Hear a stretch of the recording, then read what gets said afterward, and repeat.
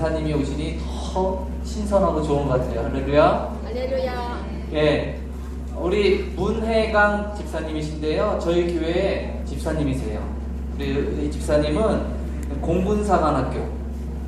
공군사관학교를 대령으로 전역하셨고 경영학 박사를 갖고 계시고 중소기업에서 또 대표로 일하시고 한국섬유개발 원구원장으로 작년까지 또 지내시고 상도 많이 받으셨어요. 보국훈장, 대통령 표창, 미국 정부 훈장 그런 수상도 많이 하신 분이에요. 이렇게 유명하신 분이 저희 이렇게 교회까지 오시니 얼마나 감사해요. 우리 박수로 환영하도록 하겠습니다.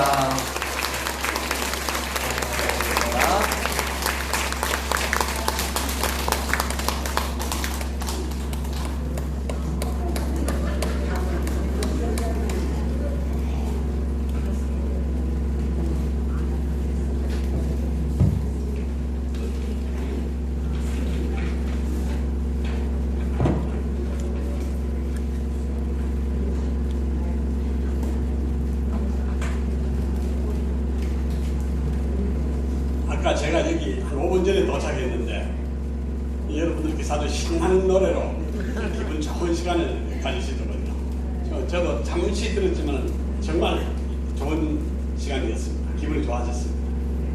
그리고 제가 여기 오늘 오기 전에 여기서 앉아 이렇게 강의를 들으시는 분은 어떤 분들일까 이렇게 상상을 하고 왔는데 제가 생각했던 것보다 훨씬 더 아름다운 분들이 여기 와 계시는 거예요. 그래서 지금도 이렇게 아름다운데 이 어른들이 30년 전에 40년 전에는 얼마나 아름다웠을까 이 상상만 해도 기분이 좋습니다. 그래서 저는 제가 여러분들보다는 나이가 조금 적은데 제가 원래 집의 나이로 한국 나이로 66세고 출생신고가 조금 돼가지고 만 나이로 64세라서 아직 지공선사 지하철 공차로 타는 사람이 아직 못 되고 있습니다. 내년 1년을 이제 기다리고 있습니다. 근데 저는 여기 계시는 분들은 어떻게 부를까? 그래서 제가 선생님이라고 부르기로 했습니다. 그래서 여러 선생님들과 함께 이 시간 가지게 된 걸 감사하고요. 또 제가 보기에는 여기 계신 선생님들의 이 나이가 전부 다 똑같이 49세다 이렇게 생각하고 그 외국 모습이 그래 보입니다. 그렇게 생각하고 제가 하고 싶어 하는 얘기들 또 함께 하는 얘기들 좀 하겠습니다.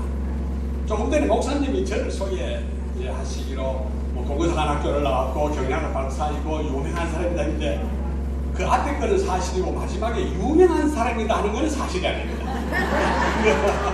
그거는 꼬표를 쳐주십시오. 자, 인사드리겠습니다. 문혜강입니다. 감사합니다.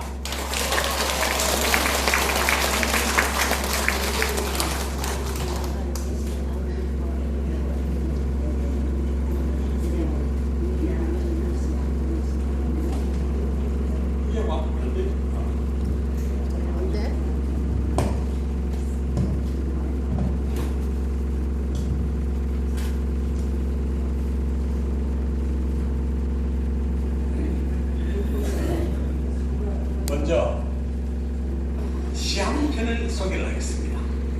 제목은 청춘인데 이 시는 태평양 전쟁 중에 메가더 장군께서 자기 사무실에 걸어 놓았던 시인데 시는 이보다 훨씬 깁니다. 근데 그 중에서 49세 여성들이 보기에 가장 적당한 부분만 이렇게 제가 발췌를 해왔습니다. 근데 이 시는 유명하지 않았다가 여기 종군 기자가 그러니까 따라다니는 기자가 이 메가더 장군 방에 갔다가 이 시를 보고 신문에 이 보도를 해서 아주 유명해진 시가 됐습니다. 한번 읽어보겠습니다. 청춘이란 인생의 어떤 한 시기가 아니라 어떤 마음가짐을 뜻합니다. 때로는 20살 청년보다 60살 노인이 더 청춘일 수 있다. 나이를 먹는다고 누구나 늙는 것은 아니다. 이상을 잃어버릴 때 비로소 늙는 것이다. 세월은 피부를 주름지게 하지만 열정이 식으면 영원히 주름진다. 그대는 80세로도 청춘의 이름으로 죽을 수 있는 희망이 있다. 이 시는 작가가 78세에 쓴 시입니다. 그리고 횟수로는 지금으로부터 120년 전에 썼으니까 그때보다 우리가 훨씬 더 젊게 산단 말이에요. 그래서 마지막 구절에 80세로도 청춘의 이름으로 죽을 수 있다는 말을 지금은 100세로 바꿔야 되겠나? 막 이런 생각을 합니다. 여러분들 우리 모두 100세로도 청춘으로 살아갑시다.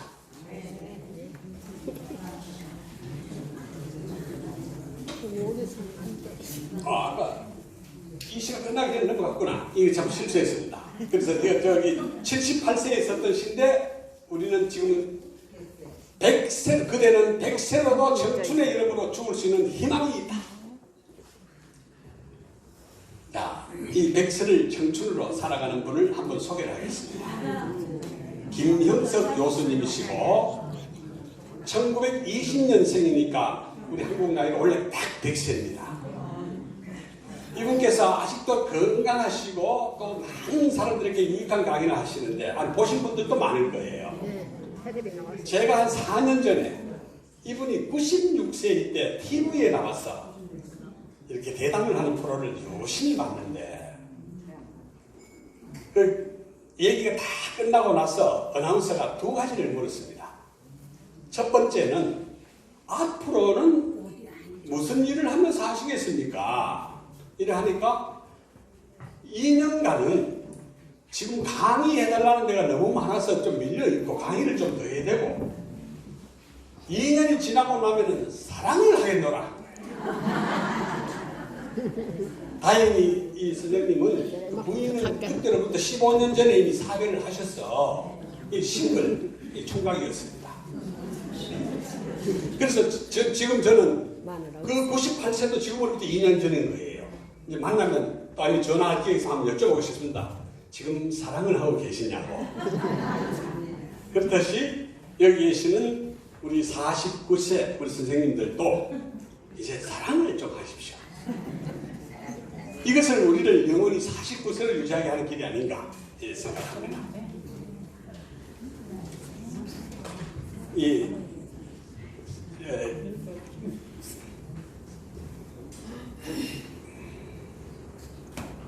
이 자살하고 싶어하는 권사라고 제목을 붙였는데 제가 존경하는 목사님 중에 곽선임 목사님이라고 계십니다. 소망교회를 창립하시고 은퇴하시는 분인데 이 목사님께서 설교하는 중에 나온 한 가지 얘기인데 어느 날 자기 교회에 이렇게 아주 이게 유복한 권사님 한 분이 찾아왔더랍니다.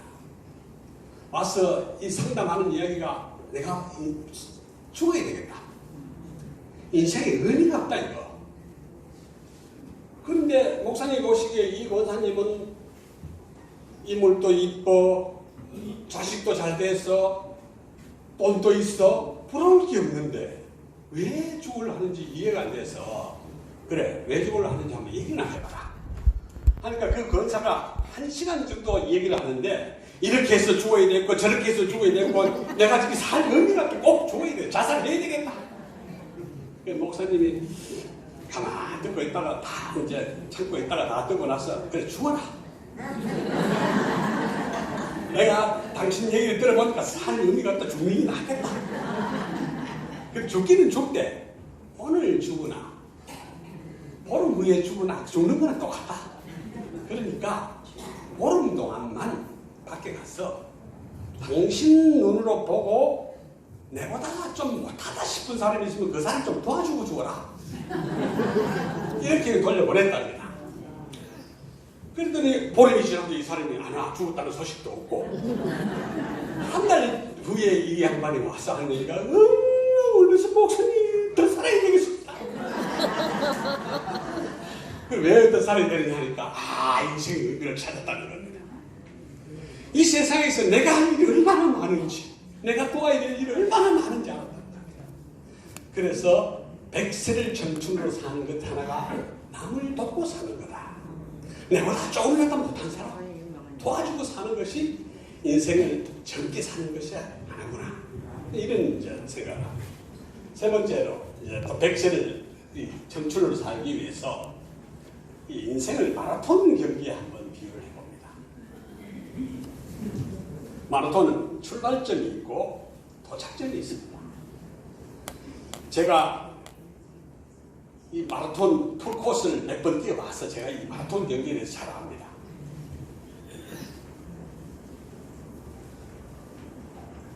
마라톤은 전반 이 반환점 가기 전에 전반보다가 후반이 훨씬 더 의미가 있습니다. 만약에 전반에 이 페이스를 막 빨리 뛰거나 욕심을 내면은 그 후반 가서 그 사람은 반드시 포기하거나 아니면 기록이 굉장히 나쁘게 들어오게 됩니다. 그래서 전반의 의미보다 후반의 의미를 훨씬 더 이렇게 중요하게 생각해야 된다 하는 게 마라톤 경기입니다. 그래서 이 반환점, 그 하프를 우리 인생의 60세로 보면은 우리의 인생은 아직 남을 있다. 여기 계신 선생님들 자기 나이에서 60을 떼면 지금 몇 살이죠? 청춘입니다, 청춘. 28 청춘입니다. 28 16이잖아요. 그래서 저기 있는 김학석 교수님께서 어나운서가 물을 때 당신이 인생을 다시 산다면 몇 살부터 살고 싶냐고 그랬습니다. 그때 놀랍게도 내가 인생을 다시 살 수 있다면 60세부터 살겠다 그랬습니다. 60세부터 인생의 의미를 알고 살았다. 인생의 황금기는 65세부터 이 80세까지다. 내가 살고 그렇더라는 겁니다. 그래서 여기 계시는 선생님들 우리 후반 인생을 청춘으로 삽시다.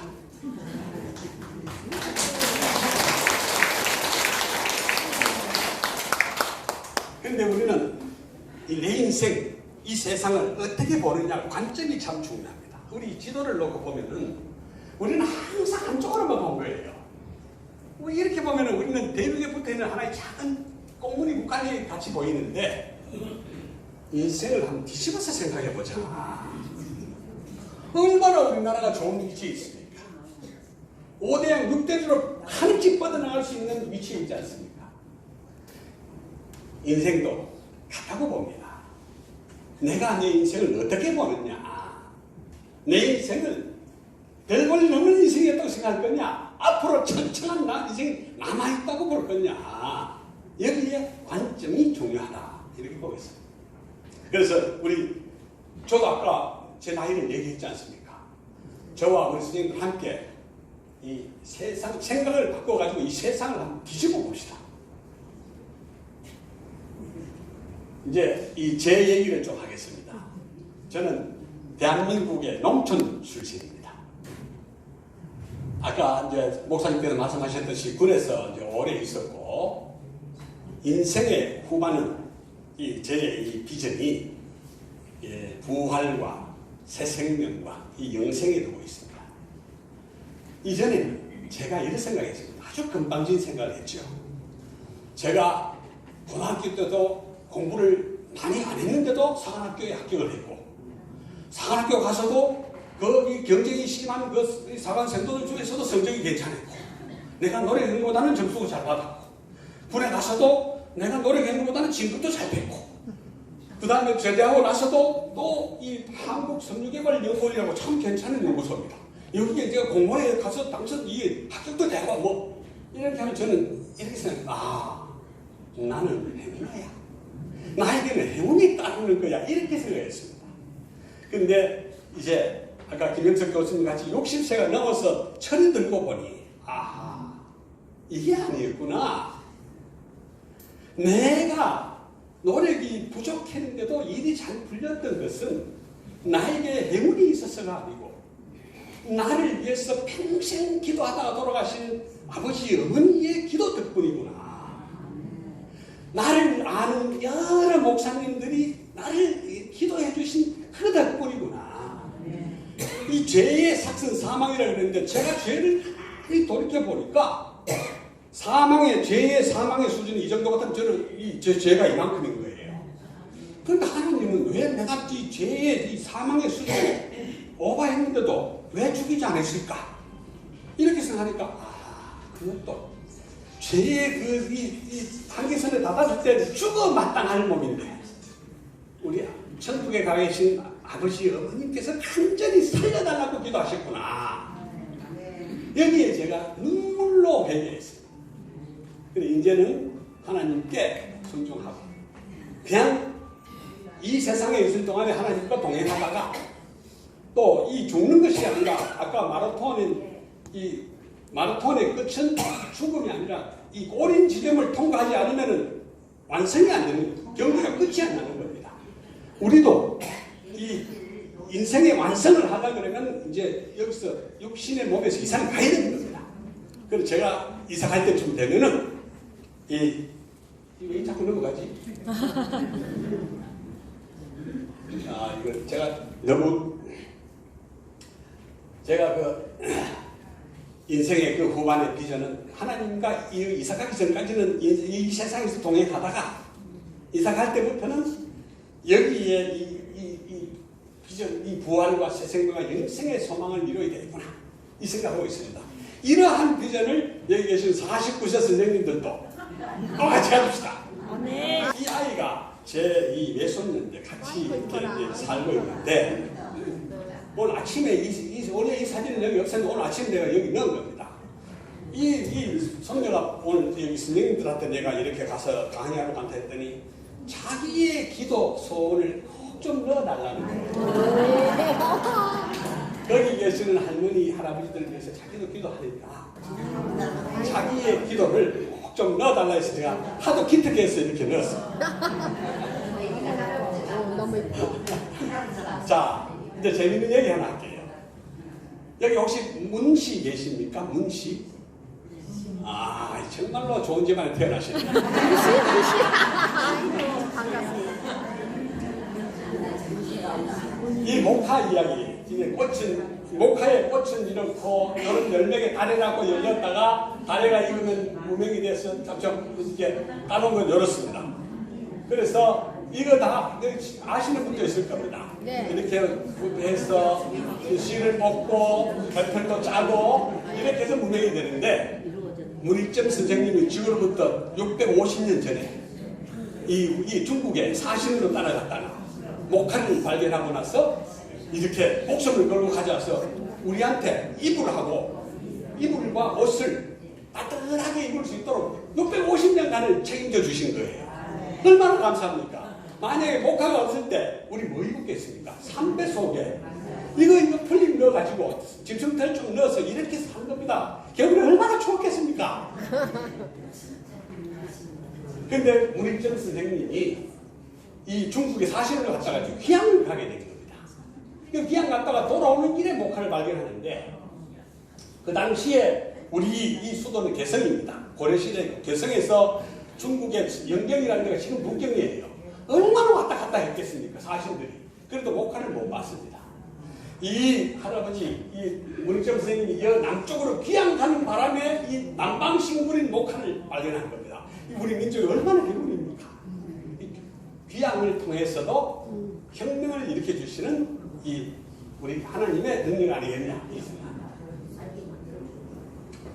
그래서 이 문익점 선생님은 고려 말기에 사는 분이신데, 저기 조선시대에 들어와서 세종대왕께서 이 옛날 나라, 답이 말하자면 뒤집어 엎은 나라의 이 공무원인데, 얼마나 감사했으면 영의정을 추정했습니다. 영의정을. 그래서 부민우라는 칭호가 우리 민족 사이에 첫 부민우 칭호를 문익점 선생님이 받았는데, 백성을 부하게 한 이 공무원, 이런 뜻입니다. 그러니까 아까 문씨 선생님은 영의정의 후손이 되셨습니다. 근데 문익점 선생님이 이걸로 끝내지 아니하시고, 문익점 할아버지의 손자 중에 물레라는 사람이 요 물레를 기계를 만든 거예요. 이거 아까 목하면 온다고 되는 게 아니지 않습니까? 해야지. 그런데 처음에는 이거를 그냥 물레 이름대로 물레라고 불렀습니다. 그러다가 이게 바뀌어가지고 물레는 문익점 선생님의 손자가 만들었다. 근데 이게 여기서 끝내지 않고 요즘에 또 둘째 손자 중에 문영이라는 손자가 있어서 이분이 이 배틀을 이렇게 만들어낸 거예요. 그래서 처음에는 문영이 짰다고 문영배 하다가 얘 문명이 된 겁니다. 그래서 문익점 선생님은 목숨을 걸고 목함만 가져오셨던 게 아니고 그 후손들이 이 실 뽑는 기계, 배 짜는 기계까지 다 만들었다. 우리 저기 멀리가 계시는 거지만은 문익점 선생님께서 우리 박수 한번 칩시다. 얼마나 박수. 고맙죠? 네. 그런 분들 계신. 그래서 아까 제 소개했는데 제가 작년까지 대구에 있는 이제 한국섬유개발연구원이라는 데서 원장으로 이제 4년간 일을 했는데 이 섬유 이제 얼마나 감사한지 이 10층에 기업인들도 와서 같이 쓰고 교육하는 강당이 좋은 게 하나 있습니다. 여기 강당 이름을 문익점 강의실 하고 이름을 하나 붙여놓고 왔습니다. 이 그림을 한번 보십시오. 우선 보기에는 무슨 포르노 그림인가 이렇게 생각됩니다. 최근에 제가 굉장히 감명받은 이 그림이 이제 최근에 본 그림이고 감명을 받았는데 이거는 벨기에 화가가 그랬는데 이 벨기에 화가 루벤스라는 화가가 그랬는데 이 뜻은 로마 시대에 이 페로라는 사람, 저 영감님 페로입니다. 페로라는 사람이 이 황제한테 반역죄를 지은 거예요. 그래서 감옥에 들어와서 이제 사형선고를 받고 굶겨서 죽이는 형을 받은 거예요. 근데 마침 그때 딸이 출산을 하고 젖이 나오는 상태라서 감옥에 몰래 내내 와가지고 아버지를 이렇게 젖을 먹여서 살리는 거예요. 이제 얼마나 이 처음에 포르노 같은 느낌과 다르죠 이제. 저 뒤에 우측 보면은 간수들이 이렇게 구경하고 있는 모습이 감옥에 이렇게 보입니다. 저 보고 있네 둘이. 그래서 이 이야기를 로마 황제가 듣고 그 효성에 너무나 감동해서 이 사람을 살려줬다. 이러한 이유를 담은. 그래서 우리가 어떤 것을 볼 때도 그냥 겉으로 보이는 것을 보고 이렇게 마음을 정할 것이 아니라 그 뜻을 살피는 이 49세 선생님들이 됐으면 좋겠습니다. 자, 그럼 우리 현대사 어떤가 한번 봅시다. 조선시대는 참 좋은 나라였습니다. 초기에는 국방도 잘하고 과학도 잘 발전시키고 또 실용주의로 잘 나갔는데 어느 시점 중기 이후에 지나면서 국방을 소홀히 하고 그 다음에 국제정세에도 어둡고 이래서 임진왜란을 당해서 나라를 망할 위기에 이제 처하고 또 곧 이어서 또 병자호란도 당하고 이렇게 한 이후로 국력이 쇠퇴했고 그것을 회복하지 못한 상태에서 이렇게 나라를 빼앗기게 되는 일제의 나라를 빼앗기는 것까지 이제 됐습니다. 그래서 조선은 정말로 부끄러운 멸망을 했습니다. 전쟁에 져서 망한 나라가 아닙니다. 총 한 발 쏘지 못하고 망했습니다. 얼마나 부끄러워. 세계사에서 이렇게 망한 나라 잘 없습니다. 좀 더 심하게 말하면 국가 원수인 고종 황제가 나중에는 일본에 가서 월급 타고 살았어요. 일본에 월급 타고 살았습니다. 일본에 가지는 않았지만 일본의 공무원이 된 겁니다. 말하자면 황실이 일본에 월급 받은 겁니다. 그런데 그 이후에는 기적의 역사들이 진행되는 겁니다. 우리가 자발적으로 3.1운동이 일어나고 8.15에 해방이 되고 자유민주주의 국가를 건설해서 오늘의 대한민국을 만드는 겁니다. 이 세계의 인류국가를 이제 만들 겁니다. 우리 조국 대한민국은 어떤 나라냐? 5,000년 역사에서 가장 좋은 나라입니다. 대한민국이. 이 대한민국은 첫째 배고픈 것을 해결해 줬습니다. 우리 민족은 5,000년 동안 완전하게 배고픔으로부터 자유롭지 못했습니다. 그리고 20세기 지난 100년간의 지구상에서 최고의 스타 국가입니다. 이런 단연 시간 내에 이렇게 변모한 나라가 없습니다. 우리 지금 한국 국산 제품이 세계 시장을 누비고 있지 않습니까? 그리고 오늘 우리 대한민국은 민주주의 지수라고 얼마나 민주화되느냐가 이 세계 21위 우리 아시아에서는 일본보다 앞서서 1등입니다. 그리고 우리 국민 총 생산이 세계 12위. 그리고 3050 클럽이라는 말씀 들어보셨죠? 1인당 국민소득이 3만 불이 넘어서면서 인구가 5천 명 이상 큰 나라 7개 나라 중에 우리가 이제 장년부로 가입을 했습니다.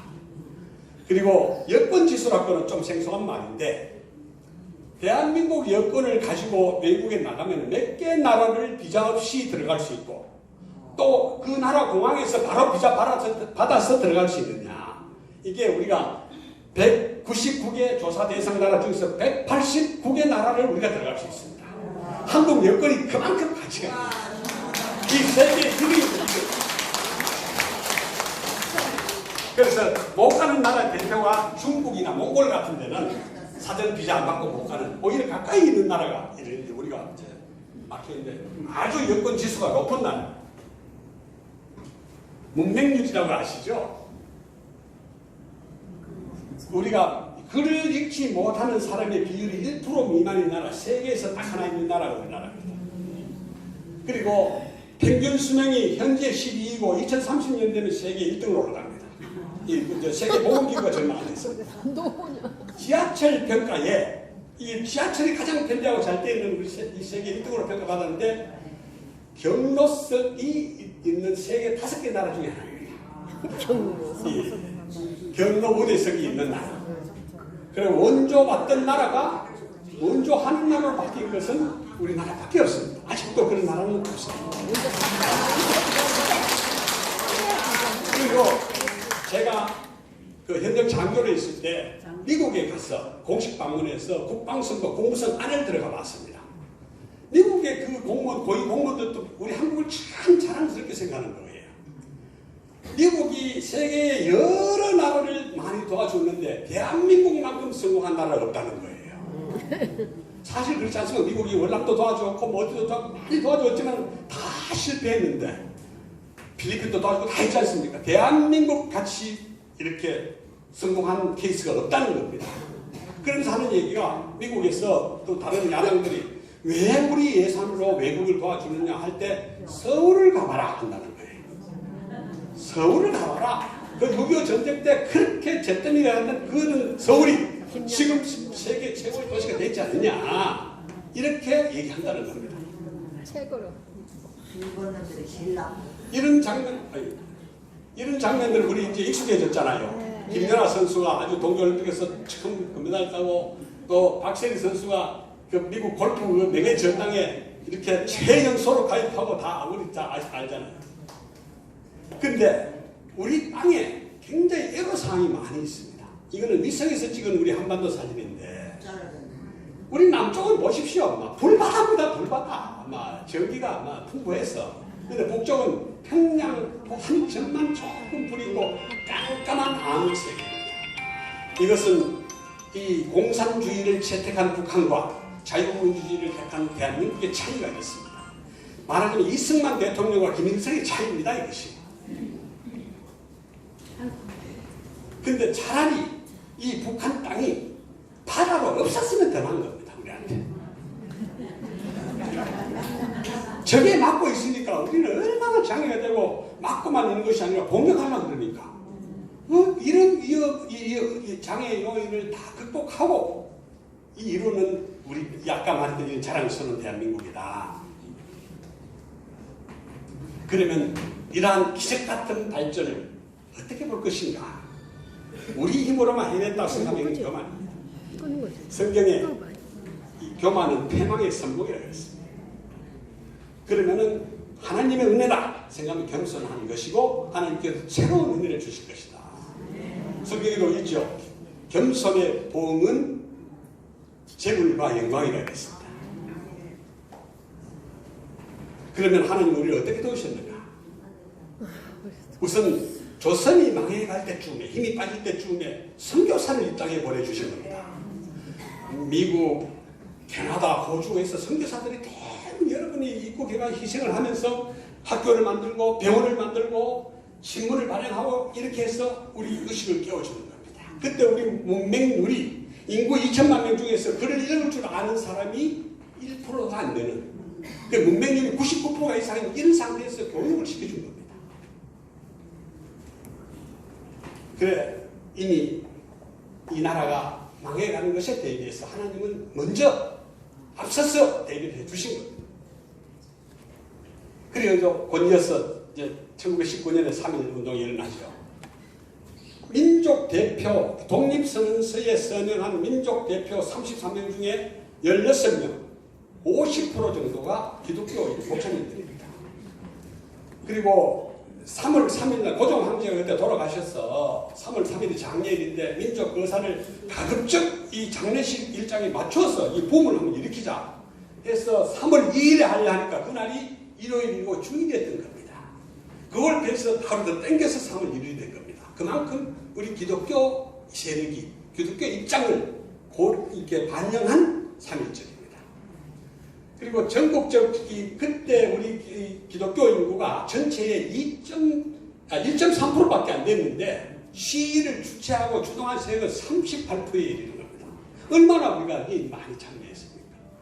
그러니까 유한순 열사도 이 기독교인이고 선교사가 주선해서 이화학당, 요즘은 이화여대가 됐죠. 이화학당에 입학했다가 자기 3.1 이제 독립운동이 일어나니까 자기 고향 천안에 가서 이렇게 독립운동을 주도하다가 이제 서대문 행호소에서 이제 순국을 하십니다. 그래서 아까 말했듯이 선교사들을 먼저 보내셔서 우리 국민들의 의식을 깨우치고 교육시키고 하지 않았더라면 이 3.1 운동이 가능했겠느냐 이렇게 할 거예요.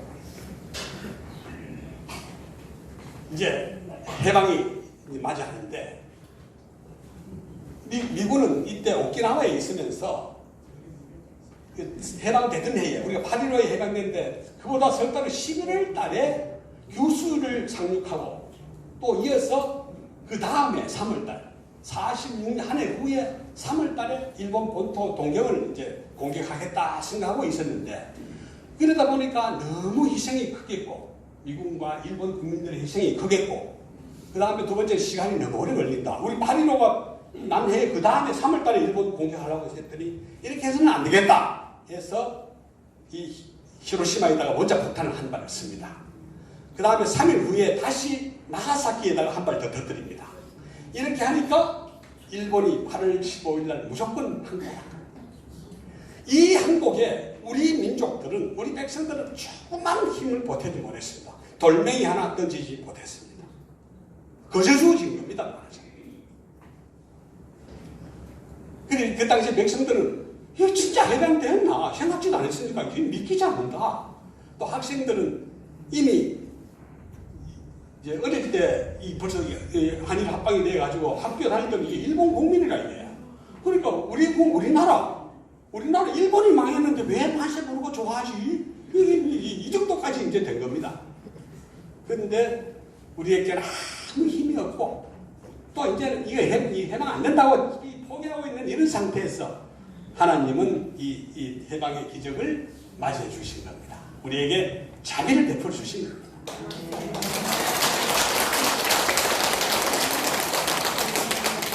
3.8선 이제 해방은 되고 이 소련이 미국에서 소련이 야 우리가 지금 일본을 이렇게 처리하는데 좀 힘드니 만주에 있는 일본군은 소련은 너희들이 와서 좀 이렇게 쳐다오 하니까 소련이 참전을 안 하고 간만 보고 있는 거예요. 그러다가 히로시마에 원자폭탄 하나 탁 터뜨리니까 이제 일본이 망하겠구나 이런 생각하고 원자폭탄 떨어지고 이틀 후에 이렇게 우리 일본에 참전할게 일본군을 공격할게 하고 참전해가지고 이것이 만주를 밀고 내려와가지고 평양까지 막 내려오는 겁니다. 이런 기세로 봐서는 부산까지도 금방 내려오겠구나 이렇게 미국에서 이제 판단을 했는데 그때 미군들은 아직까지 오키나와에 있었던 겁니다. 오키나와에서 아까 말했듯이 일본을 어떻게 공격하느냐 일본 본토를 어떻게 가느냐 이렇게 하고 있던 이런 이제 시기인데 우리 오키나와 주력군이 오키나와에 있는데 이 부산까지 오는데 1000km나 걸립니다. 밀고 내려오는 소련을 막을 길이 없습니다. 이때에 미국 국방부에 있는 대령 한 명, 중령 한 명 장교가 회의 중에 나와서 지도를 딱 꺼내보니까 3.8선이 보이는 거예요. 그래서 소련에다가 이렇게 제안을 합니다. 야, 너희들은 소련군은 3.8선까지만 내려오너라. 거기 있는 일본군만 무장해제해라. 38선 밑으로 우리 부산까지는 우리가 맡을게. 미국이 제안하는데 소련이 이를 받아들입니다. 깜짝 놀랐습니다. 미국도. 그때 소련이 만일에 아니야 무슨 소리야. 뭐 우리가 묻힌 김에 부산까지 내려갈게. 이렇게 해도 미국은 오키나와에 있어서 막을 힘이 없는 겁니다. 그때 당시에 우리 남쪽에는 미군이 한 명도 없었다. 이 얘기를 하는 겁니다. 그런데 이 제안을 소련이 덜커덩 받아들인 겁니다. 그리고 이제 미국은 한 달 가까이 후에 이제 인천으로 이제 군대가 들어온 겁니다. 못 막을 걸 막아낸 겁니다. 이거 어찌 하나님 은혜를 안 하겠습니까? 그래서 일반적으로 38선은 미국이 이끌었다. 미국 때문에 통일이 안 됐다. 이렇게 비난하는데 그렇지 않습니다. 38선은 은혜의 38선입니다.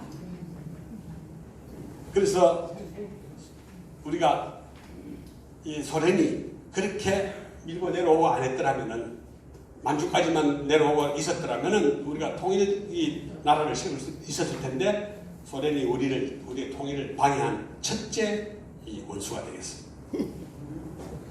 그 다음에 이제 우리는 지금 나라를 세웁니다. 이제 통일된 나라를 세우자. 그러니까 소련이 이제 꼭 북한을 점령하고 반대를 하니까 할 수 없이 남쪽에서만 자유민주주의 국가를 이제 세우는데 우리나라에 이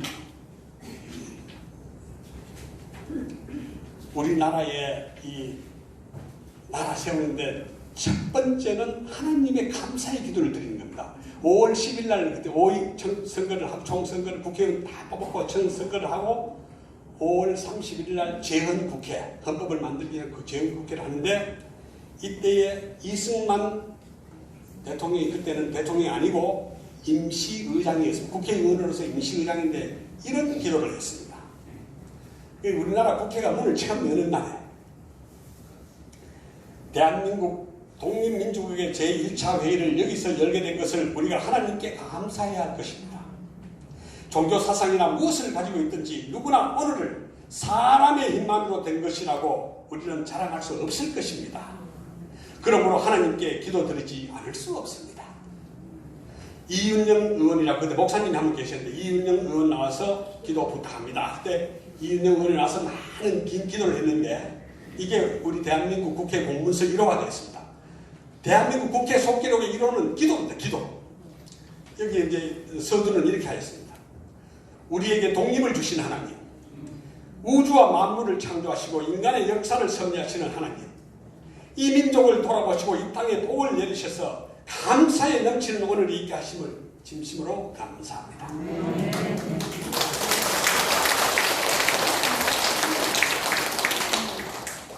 그리고 이제 대한민국 정부가 유엔에 가서 이제 승인을 받는데 이 남북한 전체 합쳐서 대한민국이 합법 정부다, 하나 있는 합법 정부다 승인을 받는데 파리에서 있었던 그 회의에서 소련 대표가 적극적으로 방해를 합니다. 방해하는 방법이 마지막 날 이 투표하는 날 회의가 끝난 시점에 자기가 발언권을 얻어가지고 계속 자기가 발언하면서 이 회의가 끝이 나도록 하는 겁니다. 그런데 회의 끝나기 15분 전에 이 사람한테 갑작스런 치통이 와가지고 앰뷸런스에 실려가 버린 거예요. 그래가지고 그 사이에 투표해가지고 48대 6으로 찬성이 됐습니다. 이 시간에 이승만 대통령이 여러분 전체 국민들 기독교인들 기도를 해 주십시오. 이 시간에 기도했습니다. 재밌는 이거는 다른 얘기 하나, 양념으로 하나 하겠습니다. 우리 언론에 나오는 것을 다 믿을 수 있겠느냐? 신문에 나왔던데, 방송 뉴스에 나왔던데 저는 믿지 않습니다. 특히 요즘에는 더 안 믿습니다. 신문도 안 보고 방송도 거의 안 봅니다. 이 그림은 아프가니스탄 이 전선에서 미군들이 탈레반 포로를 잡아가지고 장난삼아 이렇게 기념 촬영을 한 겁니다.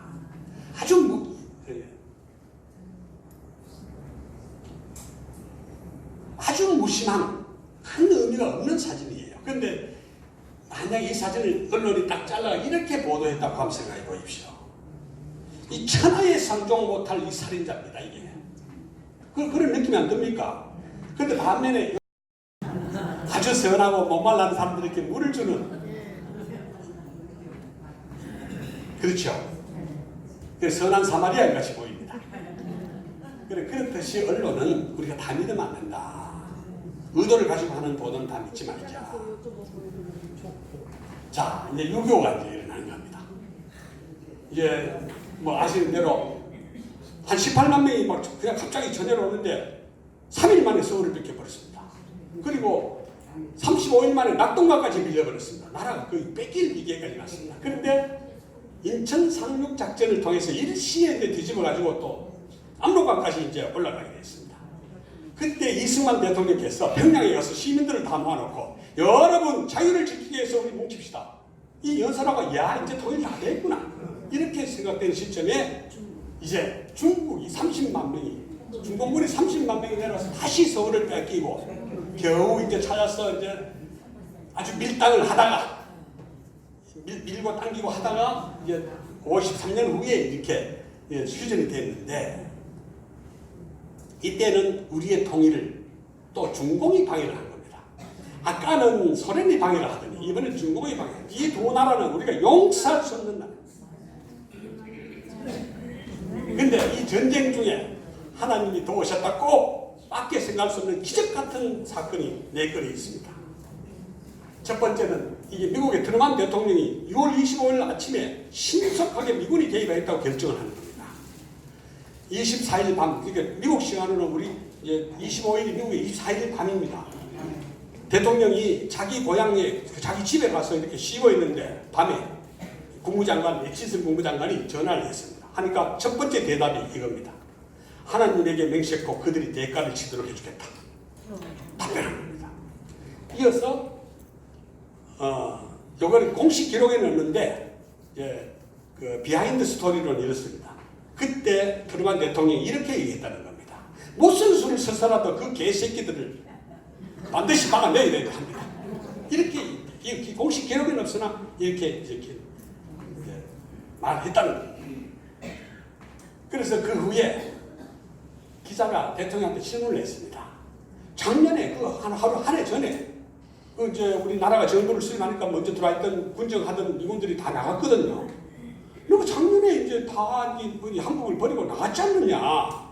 버린 나라에 왜 미군을 또 보내느냐. 이런 질문을 하니까 대통령이 딱 하늘 가리키면서 하나님의 뜻이다. 이렇게 대답을 했습니다. 두 번째 기적은 북한군이 서울을 3일 만에 점령을 했는데 그 다음에 안 밀고 한강을 안 건너고 3일간을 멈추고 있었습니다. 그 멈추는 바람에 우리 국군들이 무너지지 않고 질서 있게 후퇴할 수 있었고 아까 낙동강 전선에 가서 딱 버틸 수 있는 또 유엔군이 들어올 수 있을 때까지 시간을 벌 수 있는 이러한 계기가 된 겁니다. 세 번째 기적은 유엔이 번개같이 이렇게 참전을 결의를 해준 겁니다. 요즘 뭐 북한의 핵무기 실험해도 그 무슨 결의문 하나 채택하는데 2달씩, 3달씩 걸립니다. 근데 여기는 유엔 군대를 보내겠다 하는데 10일 만에 딱 된 겁니다, 이게. 그때 소련은 유엔군이 창설되고 한국에 보내려고 그러면 유엔 안전보장 이사회라고 안보를 잡고 있는데 여기에 이제 통과가 돼야 되는데 소련은 상임이사국 중에 한 나라가 이제 소련이 반대하면 못 오는 겁니다. 근데 이걸 결정하는 회의가 3번이나 있었는데 그 3분 다 소련 대표가 참석을 안 한 거예요. 나중에 소련이 많이 후회를 했습니다. 그 회의에 참석하는 거를. 그때 잽싸게 한국에 군대를 보내자 하고 결정해가지고 들어오게 됩니다. 네 번째 기적은 인천 상륙 작전이 성공합니다. 이거는 그때 미국의 판단으로 이거 성공할 확률은 5,000분의 1이다. 미국의 국방부와 군수내부도 노했습니다. 근데 메가더 장군이 설득하고 고집을 딱 주장을 해서 이 성공을 해가지고 일거에 뒤집었습니다. 이때 작전이 시작되는 순간부터 끝날 때까지 부산에서 목사 250명이 합동 기도를 했습니다.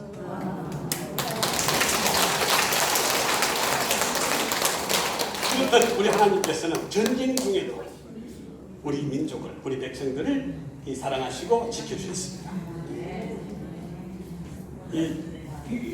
간사님 시간 다 됐습니까?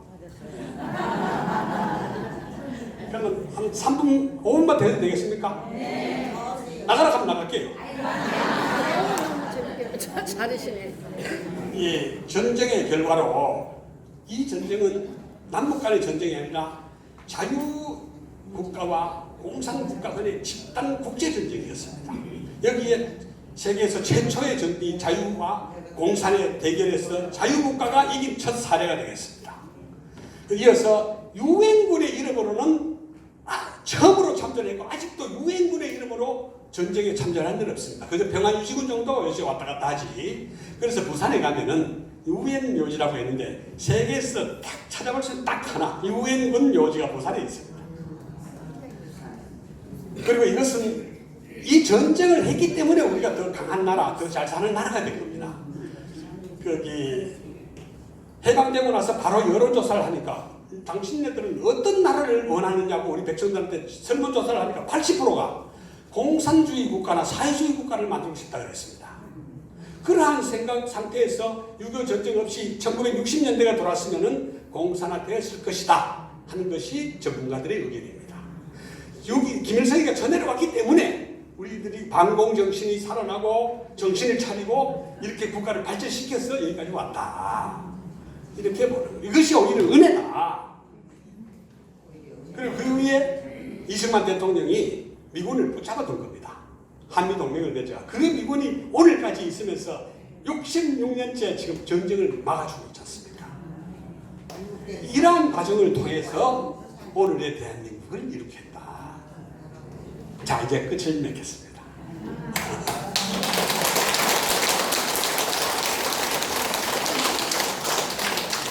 은혜의 나라 하나님이 보호하사 우리 대한민국 세계에서 기독교 국가들은 다 잘 사는 나라들입니다. 예수 잘 믿는 나라 중에서 못 사는 나라 한번 꼽아보십시오. 없습니다.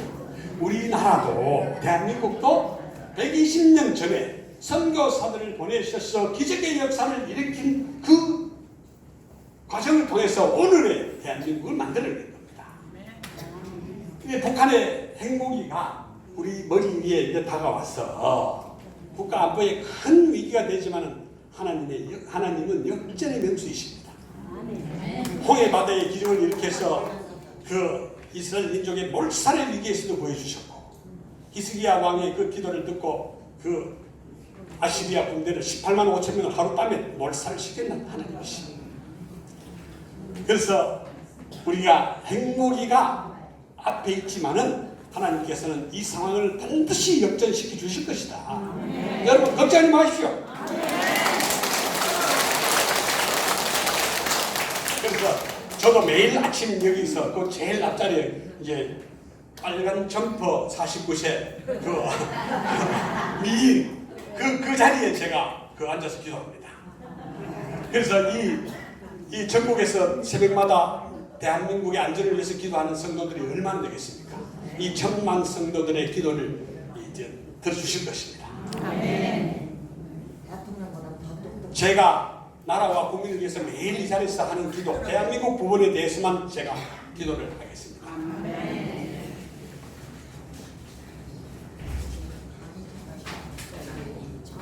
하나님 아버지, 오늘 이 자리에서 하나님의 은혜를 회상하고 증거하게 하심에 감사를 드립니다.